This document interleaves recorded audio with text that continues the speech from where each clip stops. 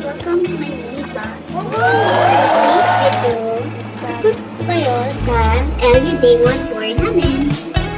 So here, we have a room tour. We arrived at around 5 o'clock in the morning.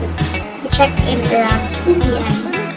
This is Full House Beach Resort in Urbis, Tondo. So ayun, di pa nag-start yung araw namin. Stress na kami dyan, halata naman, diba?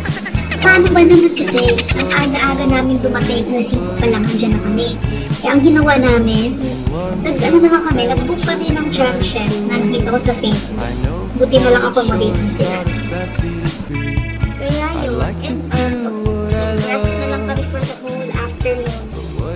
And then we decided to set up na lang for the evening. Yun, may lakad kami sa evening. Dinner, syempre. Dinner kami. Hanap kami ng restaurant na malapit. So, nag-check ako sa, sa Google Map. And I found this restaurant near Bistondo area also, which is called Dampa. Later, you'll see the area. Ayan. Before that pala, we rented a motorcycle, which costs us around 800 pesos a day. At na-rent namin siya ng 2 araw. So, total expense is 1,600. By the way guys, kung pupunta kayo ng LU, tip lang, mag-hire kayo ng tour guide, mas maganda yun, tsaka mas efficient yun. Well, kung on budget naman kayo, kagaya namin, mas maganda mag-DIY. So, ayan na, finally, makakakain na din kami after ng long rough day namin. Ayan. Yan yung nirent namin motor. Worth it din naman kasi nagamit din talaga namin siya. Yan yung restaurant. Patok siya sa seafood cuisines, actually. Gusto namin itry dyan. And then after noon, nag-head na kami papuntang Agni Bar to meet Knight's best friend. Si Vince. Yan. Next pa ako dun. Yay! So while waiting, chill-chill lang, makinig sa music, function ng music, then ang ganda ng tugtog ng DJ. Yan. We actually ordered here, 50 Shades of Grey and Love Potion. And may free nachos kami from his friends. Yeah. You too?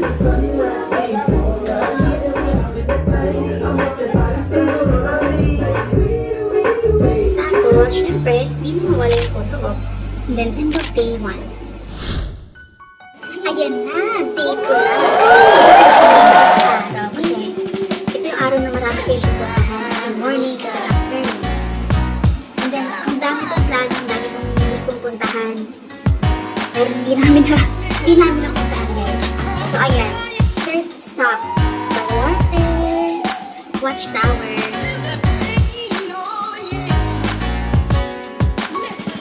Ang ganda ng tower na to in person. Kasi, ma-amaze kasi structure. Konting trivia lang. This structure is around 400 years old. Ayan. Mukha siyang maikli, no? Kasi naputol siya. Naputol siya sa gitna. During war. Sa tagal ba naman yan? Diba? Anyways. So, ayun. Ang daming turista. Grabe. Na-stress din ako. Ang daming tao. So, ayun. Nagkahanap din kami ng jet spot na picture. Tapos, buti na nag-offer sa amin. Grabe. Yung nag-offer sa amin na girl for photo. personally niya mag-picture, ito yung pinaka-gustuhan ni Love ko sa trip namin. Kasi may proper photo op kami sa couple. Yeah. As you can see,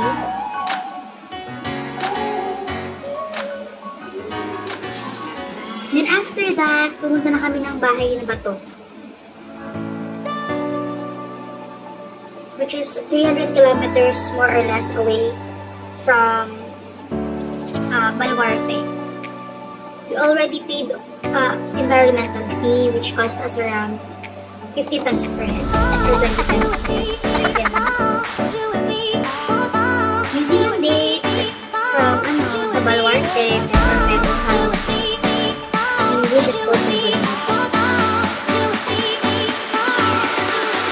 Lakad-lakad. Diba? What they like about it is the ambience.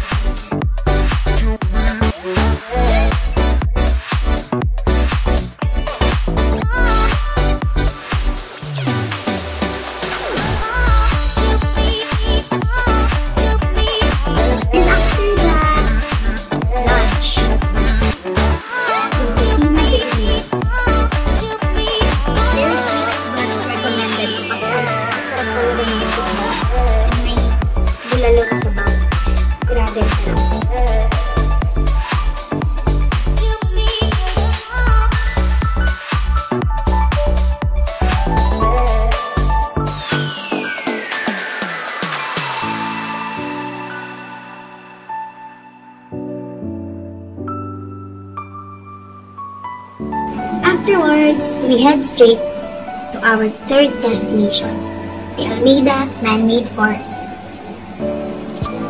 So, a little background dun sa pupuntahan namin. Yung man-made forest na ito ay isang tunnel of trees located sa town of Balawan, La Union. Isa tong popular tourist spot saan may mahabang mga puno. Talagang tinanin siya. Maganda kasi dito, serene yung ambience, tsaka perfect for photos. Na-experience mo talaga na yung nature nandiyan. Kahit ito isang man-made forest, this is super to go.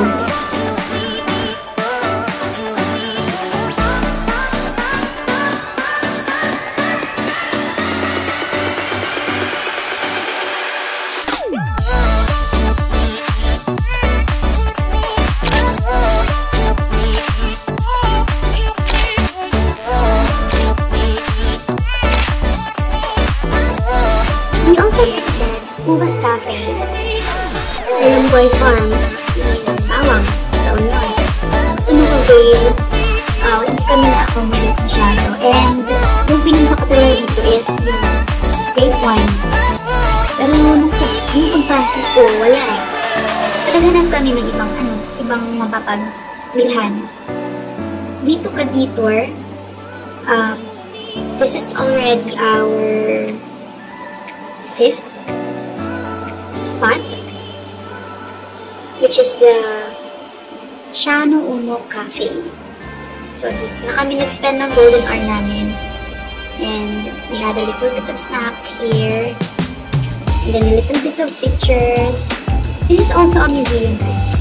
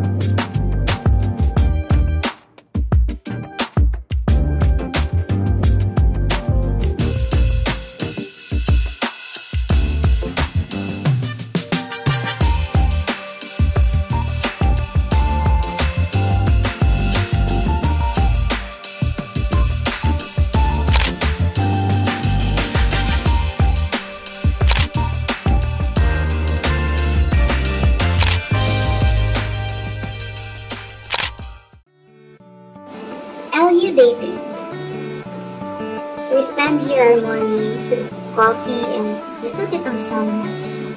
Then afternoon, uwi na kami. This is the saddest part of my trip here in LU. Yung pag-uwi talaga. Kasi, na totoo lang, hindi naman talaga tayo makakontento sa 3 araw. Sobrang kulang. Pero sabi pa nga nila, may iba pang pagkakataon, makakabalik pa kami doon. Kaya it's okay, it's fine. At least we enjoyed our stay there. Flash ko lang po sa screen yung ginawa kong 3 days and 2 nights itinerary. So yun, that's it guys. Thank you for watching. Bye-bye!